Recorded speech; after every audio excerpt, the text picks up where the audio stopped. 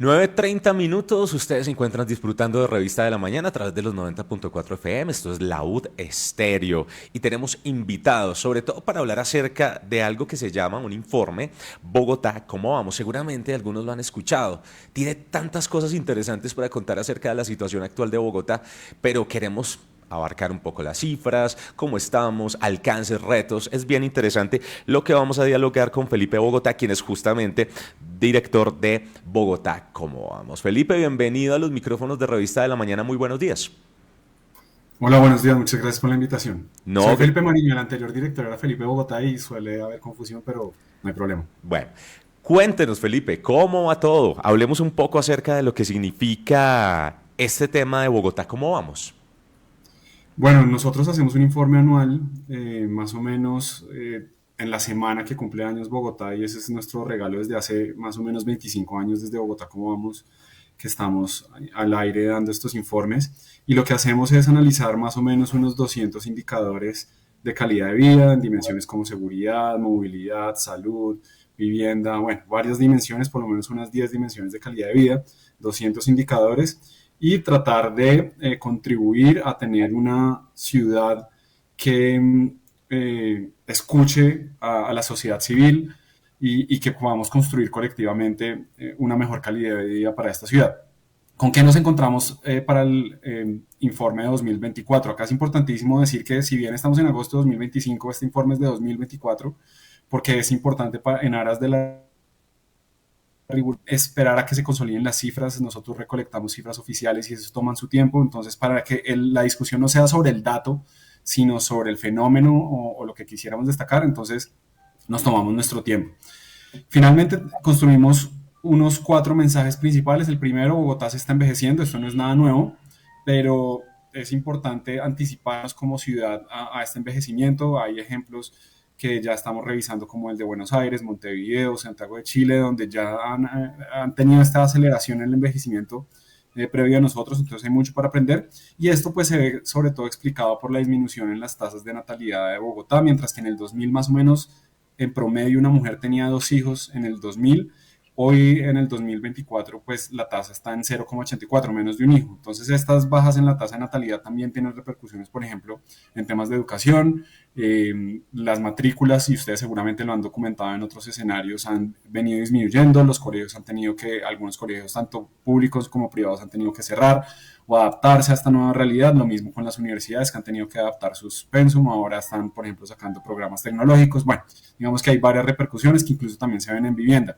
El segundo mensaje está relacionado con, en un escenario de envejecimiento poblacional, es importantísimo entonces fortalecer a la juventud de hoy, que está perdiendo la vida principalmente en 3 factores. El primero es en las vías, sobre todo con la velocidad como factor y los motociclistas, y particularmente la población joven, mientras que el 2024 565 fatalidades en las vías, 262 corresponden a moto. Entonces, sabemos del aumento del uso de la moto, pero también esto trae algunos riesgos. Y el homicidio también está afectando principalmente a la juventud. El 2024 cierra una tasa de 15 homicidios por cada 100.000 habitantes. Sabemos también que el homicidio o la violencia homicida está muy concentrada en los jóvenes, en los entre 20 y 28 años. Y finalmente el suicidio, que si bien viene mejorando, tenemos una tasa de 4,4 que disminuyó con respecto al 2023. Todavía estamos con un foco muy grande en rangos etarios entre los 20 y 24 años con el mayor riesgo. Entonces, esos son parte de los mensajes que nosotros quisimos fortalecer en este informe de calidad de vida. Felipe, ¿por qué con jóvenes? Me doy cuenta que se fue la línea hacia jóvenes. ¿Por qué con jóvenes? Bueno, nosotros desde Bogotá, ¿cómo vamos? Hemos hecho un esfuerzo grande en no entender la ciudad necesariamente desde la generalidad y los promedios.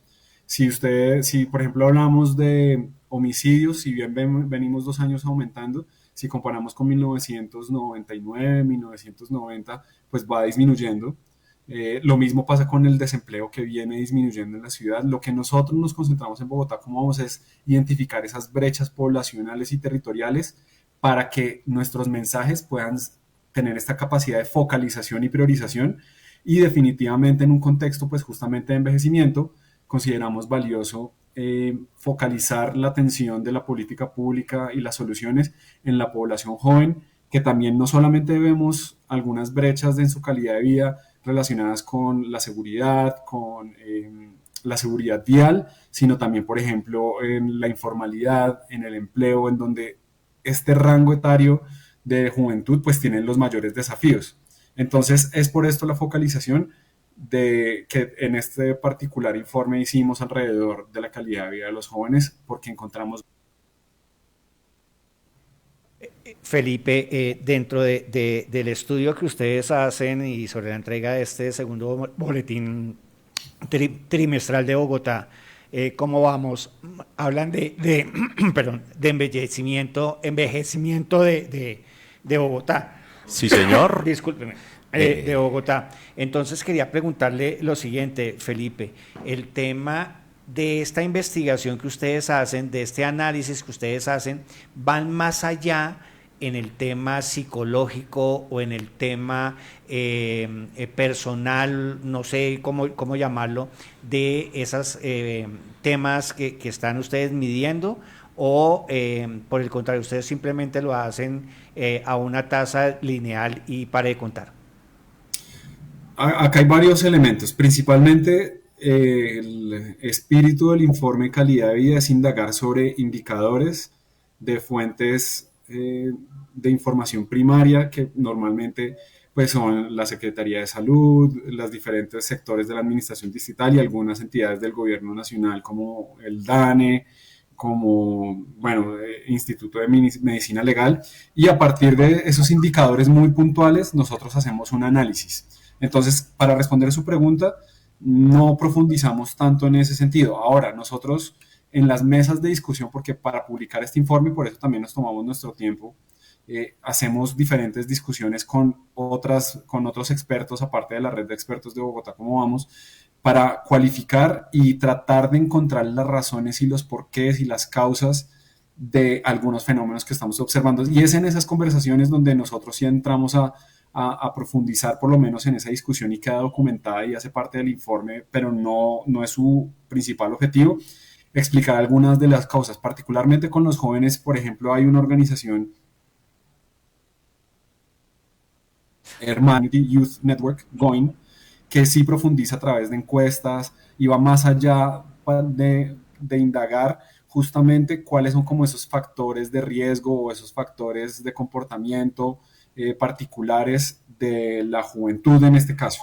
Y hay otras organizaciones, dependiendo del tema, vamos profundizando. Entonces, si bien no es el corazón de lo que hacemos en un informe de calidad de vida, sí nos documentamos y lo hacemos parte, por lo menos, de la construcción de la narrativa en el análisis de estos fenómenos. Felipe Mariño. Vamos a hablar acerca de temas de movilidad. Nos gustaría conocer, estábamos conversando aquí en la mesa de trabajo, tal vez un par de canciones antes de que entráramos con la entrevista, acerca de ciertas situaciones que se están presentando con los cierres temporales de las estaciones, otras que se han habilitado en lo que tiene que ver con Transmilenio. Pero el focus y lo que nos llenaba de mucha emoción, si se puede decir, era el tema del metro, de la primera línea. Dentro de este nuevo informe de Bogotá, ¿cómo han ustedes podido contemplar cómo se ha manejado este tema, entendiendo que, por supuesto, involucra directamente a la ciudadanía? Definitivamente, estamos en un contexto difícil para la ciudadanía alrededor de muchísimos frentes de obra. Se hablan de más de 1000 frentes de obra abiertos en la ciudad y buena parte de las afectaciones que estamos viendo pues están alrededor tanto del metro como tal, el viaducto, como la integralidad del sistema y las troncales alimentadores del sistema. Entonces, el primer mensaje es: miren que sí podemos, y esto es esperanzador. Cuando todos los ojos de la ciudadanía, de la institucionalidad, tanto del gobierno nacional como del gobierno distrital, están puestos sobre un mismo objetivo, que es sacar adelante este metro, pues que ha sido presa de una discusión y una polarización política pues que todos conocemos, es posible cumplir con los cronogramas que se plantea el proyecto, y también el tipo de contratación ayuda mucho en este sentido. Entonces, a 30 de junio de 2025 podemos decir que el metro de Bogotá está en una ejecución del 57%, tal cual como lo dice el cronograma, que es difícil, bien difícil cumplir un cronograma por la complejidad de esto. Ahora, importantísimo señalar que para que si todo sale bien con el metro y está saliendo bien, vamos a estrenarlo en marzo de 2028. Es fundamental para que opere en su óptimo también acelerar la construcción o la implementación de tres rutas alimentadoras que están contempladas. La primera es la avenida Ciudad de Cali, que si bien los grupos 1 y 3 van avanzando fenomenal, el grupo 2 tiene líos jurídicos que están tratando de resolverse y está quedado. Eso es importante para poder llevar la demanda, por ejemplo, de Ciudad Verde o del suroccidente de la ciudad para que pueda conectar con el metro y la demanda y tengamos el metro que se merece la ciudad y con la demanda adecuada para que empiece desde su óptimo desde el inicio. Algo similar pasa con la avenida 68, que es la segunda troncal alimentadora, que todos lo conocemos, van avanzando algunos grupos, tenemos problemas en los grupos 6 y 8, el que corresponde a Simón Bolívar y a Suba, a la avenida Suba, lo mismo, van avanzando pero van un poco quedados, y la carrera séptima que hoy no hemos tenido una solución de fondo en este momento y que tenemos que avanzar. Es importante que esas tres, seguramente Cali y 68, ojalá que estén antes de 2028, pero la séptima sabemos que va a estar en el mejor de los casos en 2029. Entonces acá es importante ver la integralidad del sistema y no solamente el metro. Celebramos metro, pongámosle ojos así con el mismo rigor a lo que pasa en las troncales alimentadoras. En lo que concierne ya, y además que esto nos parece buenísimo, porque en términos generales lo que usted nos da a entender es que pues se están cumpliendo las metas, sí sabemos que hay algunas troncales que quizá tienen unos retrasos, para nadie es un secreto, la carrera séptima siempre ha sido como mucho motivo de debate, Transmilenio no va, Transmilenio cómo se va a estar desarrollando. Ahora, estaba aquí observando la página de la Alcaldía Mayor de Bogotá, ellos destacaban dentro de este informe de Bogotá cómo vamos, que Bogotá también se está posicionando como una ciudad de oportunidades, como una ciudad también que pues así como lo mencionábamos hace un momento, tiene gran cabida para los jóvenes. Allí, ¿qué hallazgos han podido ustedes encontrar? Bueno, definitivamente Bogotá y los bogotanos y bogotanas y los residentes de Bogotá, pues somos muy resilientes e incluso cuando algunas cosas de pronto pueden ir mejor y hay oportunidades de mejora que ya hemos discutido, pues el comportamiento, por ejemplo, del optimismo, el comportamiento del orgullo de ciudad viene aumentando. Y hoy, por ejemplo, tenemos un orgullo de ciudad del 55%, viene en aumento, no es ideal nuevamente, y si comparamos con Medellín, con Cali, Barranquilla, Cartagena, todavía estamos un escalón abajo, pero vamos creciendo y queremos aferrarnos como a ese sentimiento de orgullo que seguramente el metro, ya presenciar el metro, verlo, ver las pilonas, etcétera, pues eso nos contagia. Y lo mismo pasa con el optimismo. El optimismo, si bien cierra 2024 con 37%, pues viene mejorando, mucho por crecer todavía, pero vemos que hay un clima de opinión diferente en la ciudad y queremos enviar los mensajes de optimismo también para que nos apalanquemos en esto. Particularmente tenemos unos retos nuevamente con los jóvenes, pero por ejemplo en la Secretaría de Integración Social sabemos que está haciendo un trabajo importante, sobre todo de focalización y priorización de poblaciones jóvenes que tienen, digamos, unos desafíos en términos de sus oportunidades, también una focalización importante en esta transición de educación media a educación postmedia, básicamente cuando se termina el bachillerato para que entren a educación postmedia, ya sea a la universidad, ya sea a hacer un tecnológico, diferentes opciones de educación postmedia, que es en esta trayectoria donde estamos perdiendo a los jóvenes y también esta conexión y esta difícil transición de su trayectoria educativa hacia trayectorias de empleo, que es donde estamos teniendo también algunos retos. Entonces, sabemos que hay una focalización y una priorización por parte de la alcaldía. Nosotros desde Bogotá, como vamos, con independencia, con rigor, con imparcialidad, pues estaremos evaluando constantemente la evolución de estos programas y el impacto que han tenido.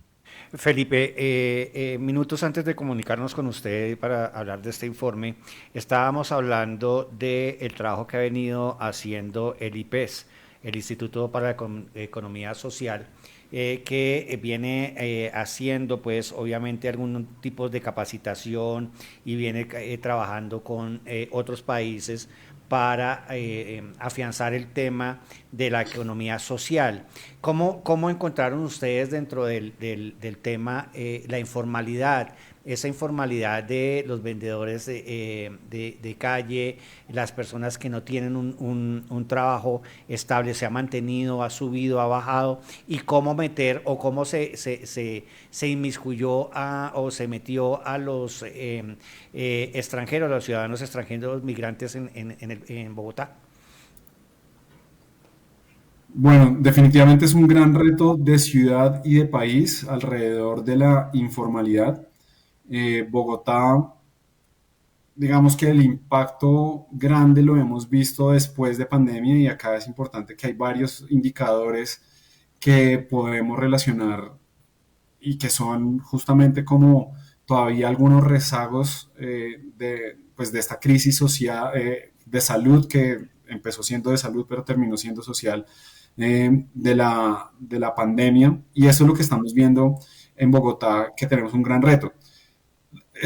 Si comparamos la informalidad a nivel nacional con la de Bogotá, pues Bogotá tiene unos mejores resultados o unos mejores, sí, básicamente tiene menos informalidad. Sin embargo, esta informalidad pues sigue estando muy focalizada, y mientras que el promedio de Bogotá está más o menos en 34% de informalidad en promedio, y acá nuevamente el mensaje de Bogotá, como vamos, los promedios están bien, es importante saberlos, pero acá lo importante es poder focalizar dónde están los mayores retos, y por ejemplo con la población migrante, que está alrededor del 65%, es decir, casi que el doble del promedio distrital, es donde tenemos, digamos que este reto y este desafío de ciudad, de cómo podemos ayudar a transitar a estas personas de la informalidad a la formalidad. Ahora, acá hay diferentes abordajes que seguramente desde el IPES se están contemplando, la conceptualización también de lo que se llama la economía popular, para que los incentivos estén del lado correcto, es decir,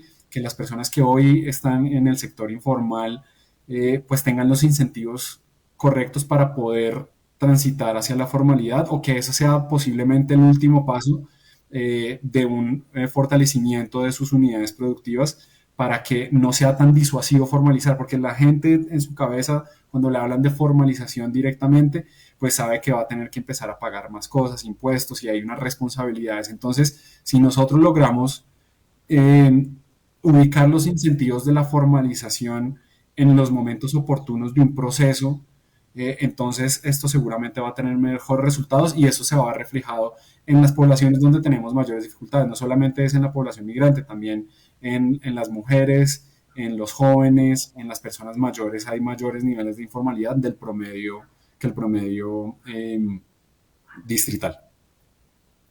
Felipe, y ya para ir redondeando, caramba, ya van a ser las 10 de la mañana y realmente conocer la situación actual de Bogotá, en cómo va, Bogotá, cómo vamos, pues es muy interesante poder desmenuzar este asunto. Pero algo que no podríamos dejar pasar desapercibido es el tema de la seguridad, que eso lo escucha uno en las redes sociales, en todos, eso es la percepción, incluso lo que uno ve allí, cómo estamos en este momento, qué tan seguros estamos aquí en Bogotá.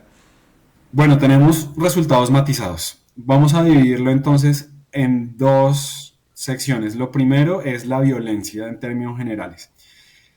Y la violencia viene aumentando en la ciudad por lo menos por 2 años consecutivos. Eso lo vemos en el homicidio, que cada vez es más letal.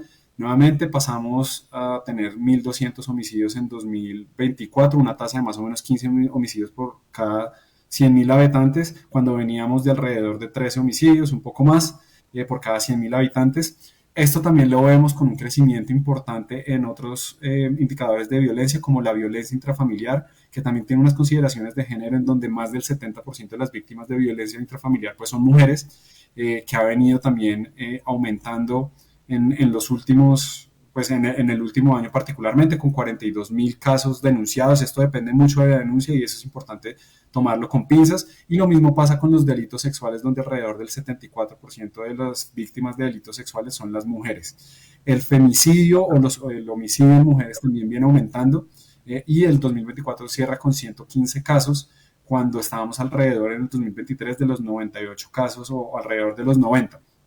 Entonces, en términos de violencia, el único indicador que disminuye es el de lesiones personales, que es otro indicador proxy de violencia, y es el único que disminuye. Esto pues habla justamente pues, de un incremento generalizado de la violencia, excepto por las lesiones personales. Ahora, en términos de delitos contra el patrimonio, vamos mejorando y esto es importante también destacarlo.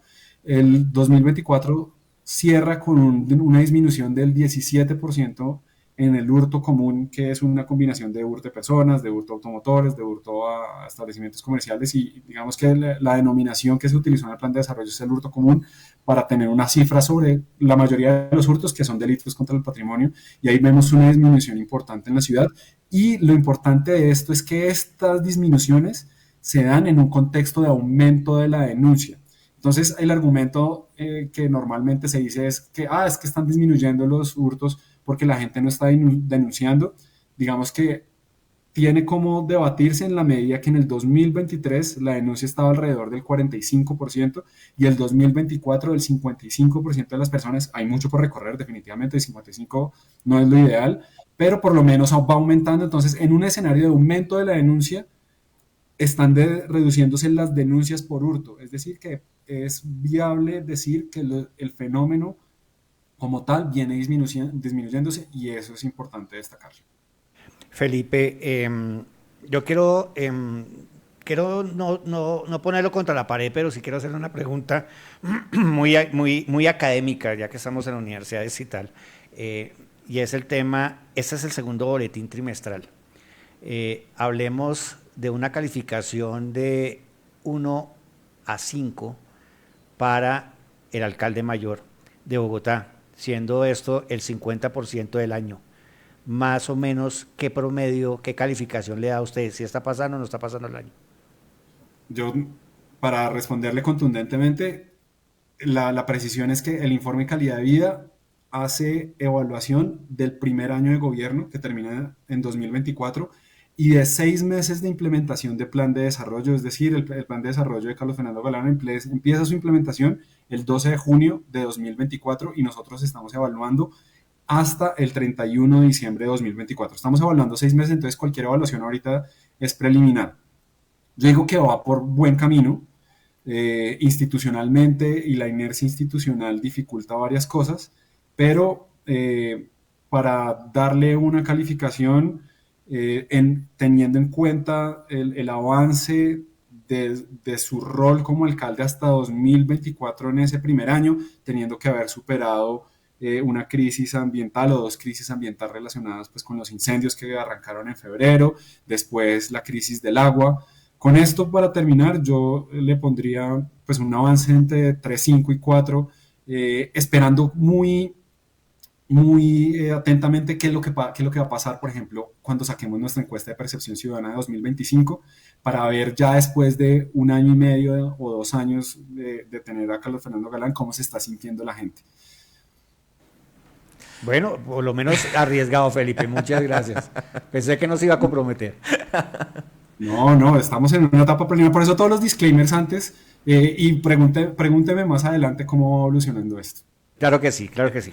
Bueno, queremos agradecer a Felipe Mariño, director de Bogotá Cómo Vamos, por todos estos informes, estas cifras, estos análisis acerca de la situación actual de la ciudad. Por supuesto, teniendo en cuenta el corte a gobierno y el corte que ustedes realizan y pues también esos avances y esos retos que hay para los capitalinos. Felipe, muchas gracias por estar en Revista de la Mañana. A ustedes muchísimas gracias por la invitación y súper disponible para seguir conversando. Muchísimas gracias, de verdad. 9 de la mañana, 54. No me puedo ir, señor Carlos, sin una canción de Cerati. ¿Una canción de qué, perdón? De Cerati. De Cerati, claro. De Cerati. Estamos hablando que hay muchas, ¿no?